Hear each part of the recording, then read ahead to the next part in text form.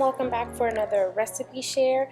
This one is going to be another cake mix hack for making cookies. I was in the mood for something that felt very spring-like, so I decided to make these lemon cookies. Now, in my family, we are not super lemon fans, so a lot of the recipes I found suggested adding like lemon extract or lemon juice, even like lemon zest to kind of like amp up the lemon flavor. I didn't do that, so but what I did do was take this softened cream cheese and mix that together with what was supposed to be softened butter. Mine was melted, but yours should just be softened. So I mixed together my butter and cream cheese, and then I added in 1 egg and got that all mixed up together. Once I got the egg nicely combined, then I added in the cake mix, which you'll see here in just a moment, and I used the entire box of cake mix, and then I just mixed that together until it formed a dough. And yeah, the dough for this cookie is a lot softer than any of my other cake mix cookies. I did still end up refrigerating it in between batches, but just know in working with it, it's a little bit more pillowy, would be the best way to describe this. So when you're forming your cookie into little balls for the cookie sheet, just keep that in mind. It's a lot easier if you yeah, cool it in between batches. So here we are, just mixing the cake mix together until we get, a dough that looks just like this one here. And once it does, then you can go ahead and stick this in the refrigerator if you want to, and then like maybe make the icing. But I did. I chilled it for a little bit, and then I started to make the little cookie balls out of it. So you can like drop this onto the cookie sheet, and I did do a couple like that. I just don't like the way it looks though, so I prefer a more uniform look, and that's why I roll my cookie dough into balls and then smash them into little circles.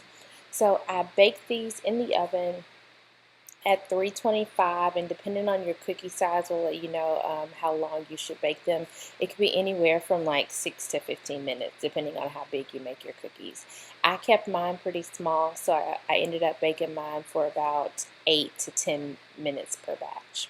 And here I am just making the icing for the cookies, and this is just some powdered sugar with milk. I used 2 cups of powdered sugar, and I started out with like a tablespoon of milk, but the icing wasn't quite pourable enough for me, so I ended up adding a little bit more, as you just saw there.